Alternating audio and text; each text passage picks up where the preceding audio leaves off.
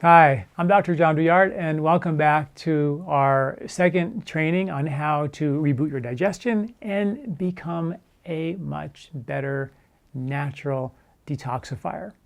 You know, I had a patient who came to me not long ago, and he had a situation where he had severe heartburn, severe indigestion. And every time that he would eat anything fatty or greasy, it would get significantly worse. Anytime he would eat anything like wheat or dairy or any hard to digest food, he would get loose bowel movements. And so clearly he stopped eating wheat, he stopped eating dairy, he stopped eating, any kind of fatty food. And the problem is that while that made him feel a little bit better, there was, in short order, not very many foods that he could tolerate. He kept going down the list of eating, less and less foods. Soon became a vegetarian, then became a raw foodist, or first became a vegan, and then became a raw foodist. Again, in search of a diet that seemed to agree with him. I don't have any issues with being a vegan or even necessarily being a raw foodist if you do it right. But I have an issue of becoming a vegetarian and a vegan and a raw foodist if you're doing it because you didn't digest other stuff well. And we're going down a digestive dietary road in search of a diet that seems to fit me. I would say those are great symptomatic relieving diets. They're going to make you feel better, but they're not going to solve your problem. While you're on those diets and make you feel better, great. While we're doing that, let's go fix your digestive strength. And here's what happens. Your intestinal tract, which we talked about in video one, in training one, if that's congested and the half-inch inside your intestinal tract is congested and the fat-soluble toxins, I didn't talk about this, but the fat-soluble toxins from the environment, they go into your intestinal wall and they're supposed to go into your lymphatic system and get processed. That's where they're supposed to go. If that half-inch is yucky, as we talked about in training one, they're not going to go through the intestinal wall because all can just like a blocked road, can't get, road block, detour, go back to the liver. And like, oh God, here we go, to the liver. And everything goes to the liver. And when the liver gets these toxins, the liver can get congested, right? There's a thing called fatty liver. What does a fatty liver mean? It's a very common condition. It means that the fat-soluble toxins and the fats that were supposed to be absorbed through your intestinal wall, through your lymph, didn't go that way. They went back to your liver and got dumped into your liver, causing a fatty liver. A classic sign that we are not processing our fats as efficiently as we could, right?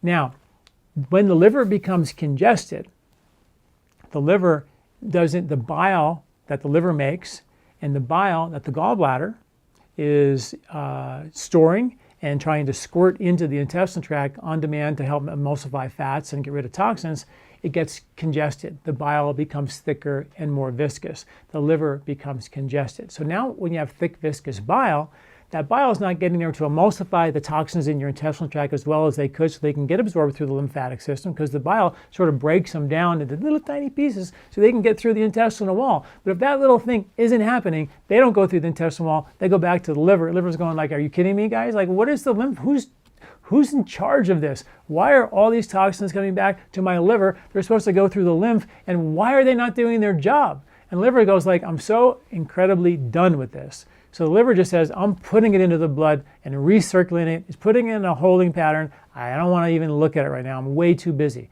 So where does it all go? Into your blood and into your fat. And we store it there forever. And those are the guys that layer year after year after year after year. And those are the ones that you don't want to just go pull out those toxins out of your fat cells unless you make darn sure your liver is willing and ready and you have enough bile flow to gobble up those toxins. Your bile is like a Pac-Man.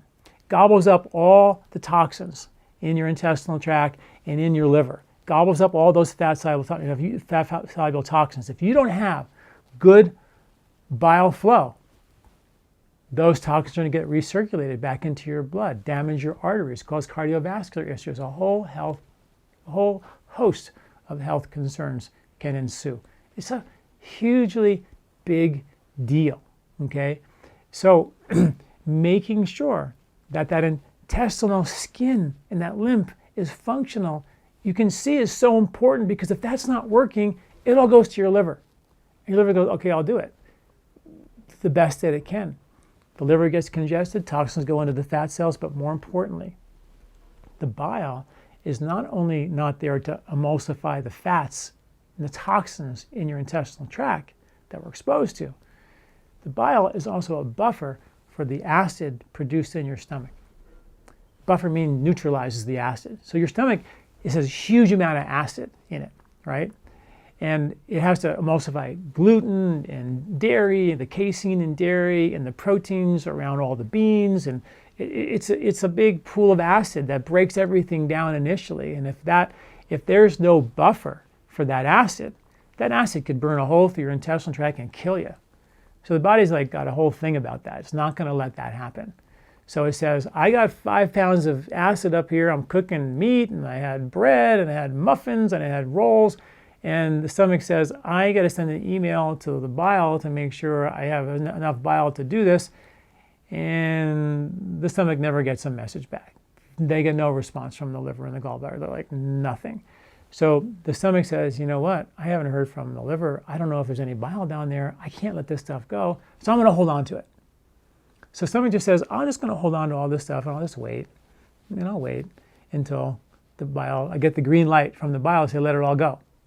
And sometimes the green light never turns on. And all that acid can give you heartburn, right? Because it's just sitting in your stomach, give you reflux, can go up and it can push up into your esophagus. But also all the fats can make you really nauseous and make it just sit like a big rock in your stomach. You ever have a situation where you ate a really heavy meal and it just sat there? That's your bile saying, I don't have enough bile to deal with all that thing that whatever she just ate didn't do it for me. Can't handle it.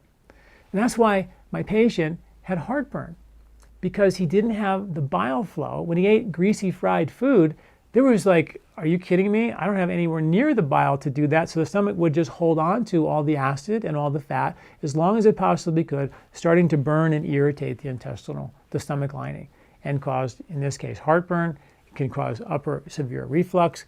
It can cause a whole host of things. And over time, the body can say, this is crazy. I haven't seen them make any bile for years.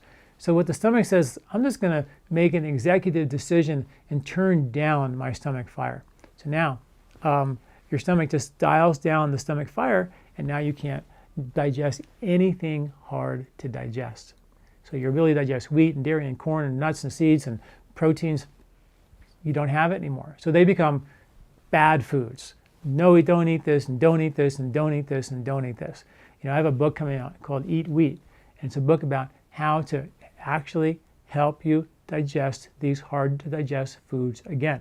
It's a detailed description that how we've really convicted wheat and dairy, you know, without a fair trial. And a lot of the science that's been used has been cherry picked to actually, you know, say it's really that it's the gluten and it's the dairy, when most of the studies are really, you know, really studying the impact of sugar and how detrimental that is for our health. And we'll talk more about that. But this is important, which is that the gallbladder has to be functioning well. Now, how do we get the gallbladder to produce more bile? How do we get the liver to produce more bile? And how do we get it to be really active so it can emulsify the fats, detoxify you, and give you enough buffers for all this crazy acid that we need in the stomach to digest really, really well? Well, here's what we know. We know that hunter-gatherers ate about 100 grams of fiber per day. The average American, about 15. So they ate at least 5 times more fiber than we did. So what does that mean? Fiber, what it does is it attaches to the bile. Okay, now remember, inside your liver is your bile, like a Pac-Man gobbling up toxins. Eat some fatty food, all that bile goes into your intestinal tract. It attaches to bile. The bile takes it to the toilet. It's a good system. 100 grams of fiber, like a hunter-gatherer, they were doing pretty good. 15 grams of fiber, not enough. What happens is, all that bile with all the toxins in tow, according to textbook facts here, 94% of that bile goes back to your liver with the toxins in tow, dumping it all into your bloodstream. Now, all these toxins are recirculating into your arteries, into your blood. It's not a pretty picture, right? This is really not good. All right, now why? So So if we don't have enough fiber in our diet, we're going to keep reabsorbing all this toxic bile. It's a bad picture. Fiber is critical. So that's step one. How do you get more fiber in your diet? Well, the only way to really do it is with beans. If you look at not the hunter-gatherers, but the centenarian cultures who live over 100 years old around the world, they do two things. They all do two things. They drink a lot of wine, which may or may not be good for you, but the point, what they do, they all do, is they all eat beans for breakfast, for lunch, and for dinner. And their diet is about 10% animal protein. Beans rather, are the highest source of fiber in your diet. So if you're not eating beans every day, it's going to be very difficult to even get to 50 grams of fiber, let alone 100. And I would say make 50 your goal, 50 grams of fiber.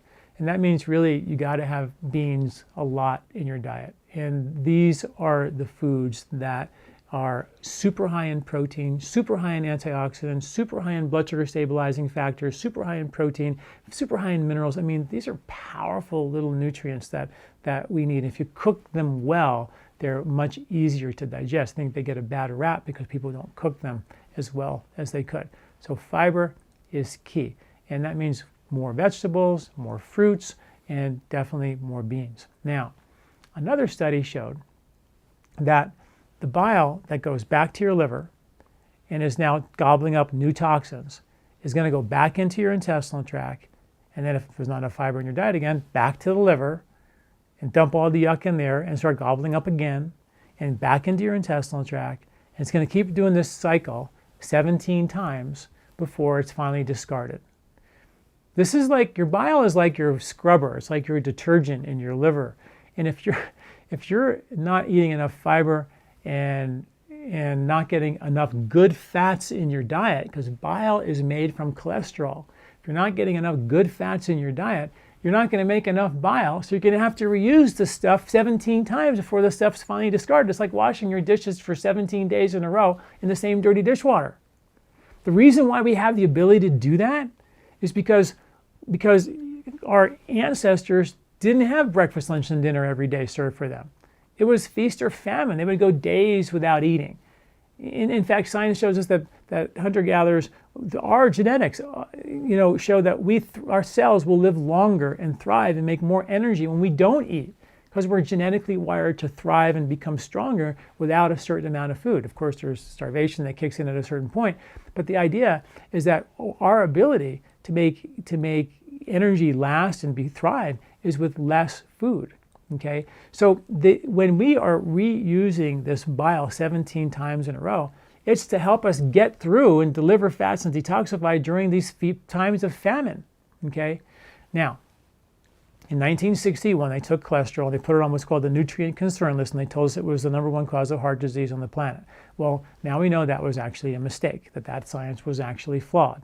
They based it on a very desperate need to come up with a solution for cardiovascular disease or a reason why, and they based it on an earlier study that showed when they gave rabbits a high cholesterol diet, they got cardiovascular disease and they didn't do very well. And they said, well, if rabbits get cardiovascular disease from cholesterol, it's got to be bad for you. Well, in the same study, they did it with rats, and the rats were fine. Well, and they based that study as one of the founding studies for why we chose cholesterol to be on the nutrient concern list and our link to cholesterol, to cardiovascular issues. Well, rats are meat eaters, and rabbits are vegetarians. If you give a vegetarian animal a high cholesterol diet, which is an animal fat diet, they're probably not going to do very well. That's why they're vegetarians. If you give a rat a high cholesterol diet, they eat meat. That's what they eat. They're going to be fine. And they were. That was the founding study that they used to support this whole thing. And it's the story behind cholesterol is a fascinating story of how we got here.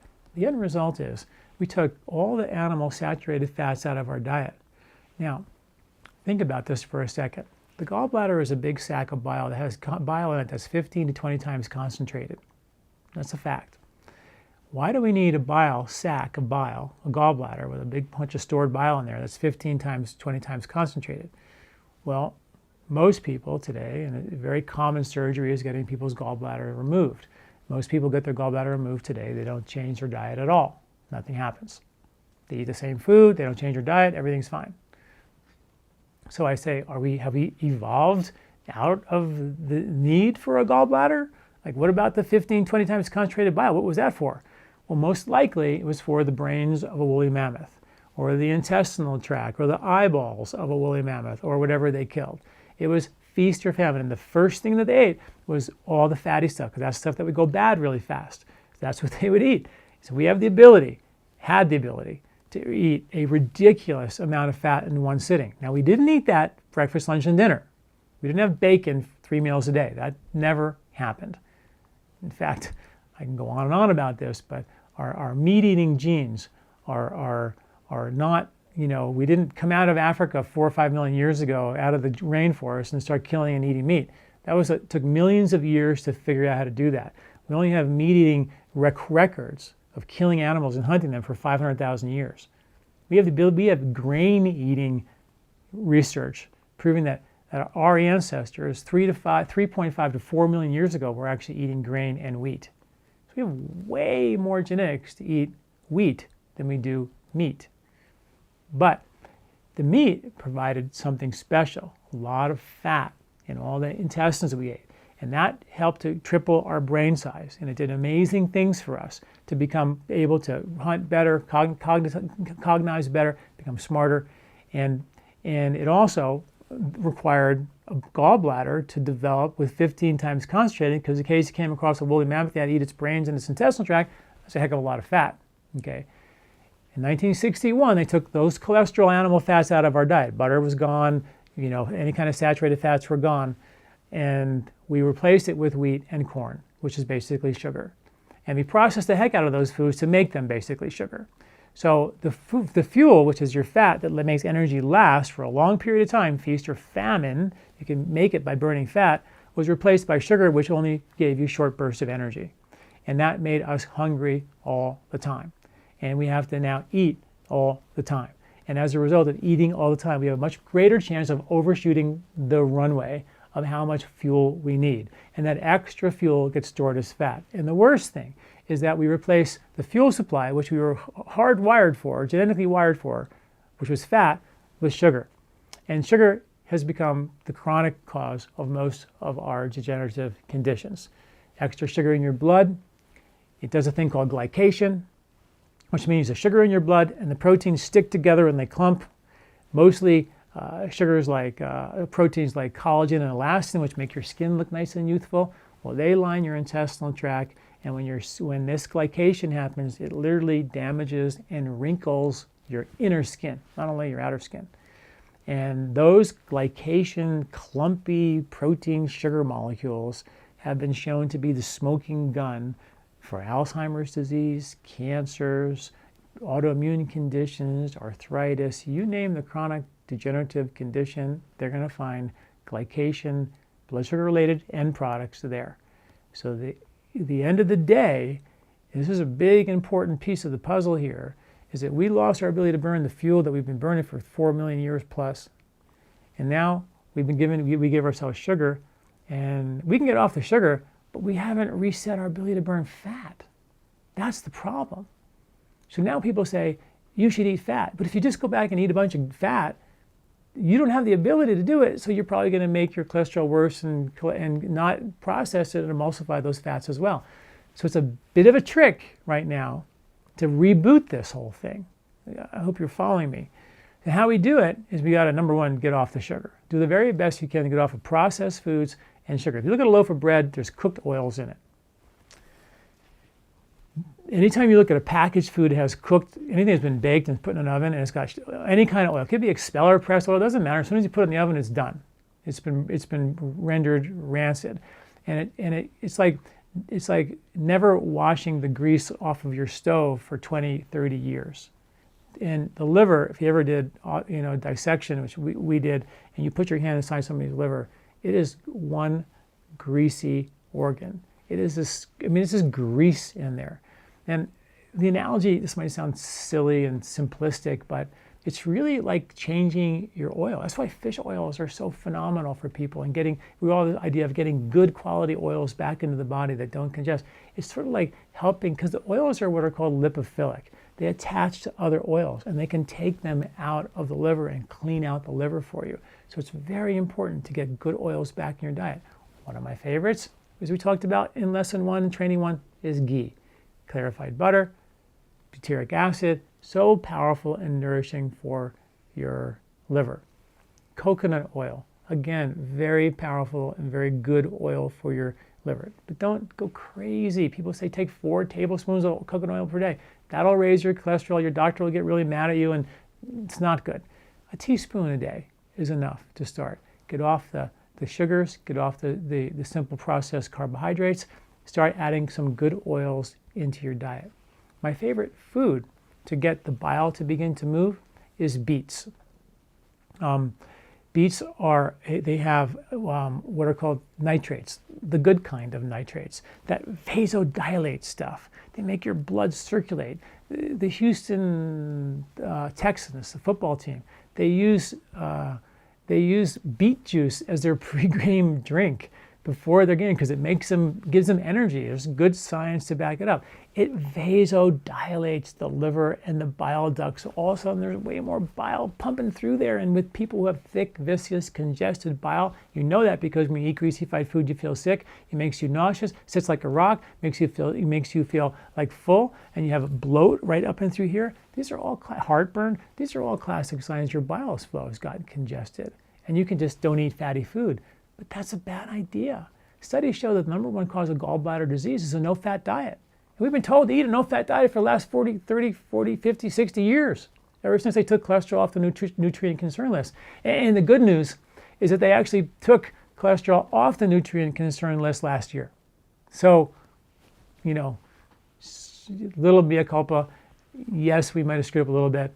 They're not coming totally clean with really what happened, but cholesterol is back off the nutrient concern. We can eat butter again, finally. And most of us did anyway, but we're now realizing that good saturated fats are actually quite valuable for us. But if you take too much of those on an already congested liver full of processed cooked oils and a bunch of sugar, it's going to be a bad situation because you have 2 sources of fuel, sugar and fat.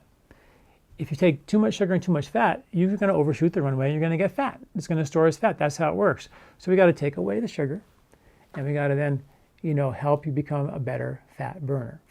So a little bit of ghee, a little bit of coconut oil, a little bit of butter, and more beets. A beet a day in your diet is very good. Apples are phenomenal. They have what's called malic acid. They vasodilate the bile ducts as well. And they help the liver and the bile begin to flow. These are all things that help get the liver to move. Your leafy greens, all your green vegetables are important. The bitter roots we talked about in training 1, the burdock, the Oregon grape, the golden seal, in Ayurveda there's so many herbs like phyllanthus and kukti that are all really powerful herbs that were in people's soups and stews for thousands of years to help cleanse and detoxify the liver. Dandelion root tea, a powerful liver cleanser harvested in the fall to do that liver cleansing, when we need it the most. Very, very important piece of the puzzle. So those are some powerful foods for you to start thinking about. And there's also plenty of articles that we'll include in this training to help you, link you to read more about your liver, your gallbladder, and your bile flow. Now, in the next video, we're going to go upstream and we're going to talk about your stomach and how to reboot the stomach fire and how to turn the digestive system back on once and for all, which is ultimately, when you put it all together, your ability to not only digest well, but detoxify well. So please stay tuned for our next video 3 on digestion. And please leave some comments of how you like this video and make sure you follow through your homework, read some of these articles that we're going to link for you, and also your other homework assignment is 1 beet and 1 apple a day until I talk to you next. Thanks for listening. I'm Dr. John Douillard. This recording is brought to you by LifeSpa, where ancient Ayurvedic wisdom meets modern science. Get access to free health video newsletters by Dr. John at lifespa.com. These statements have not been evaluated by the FDA. These products are not intended to diagnose, treat, cure, or prevent any disease.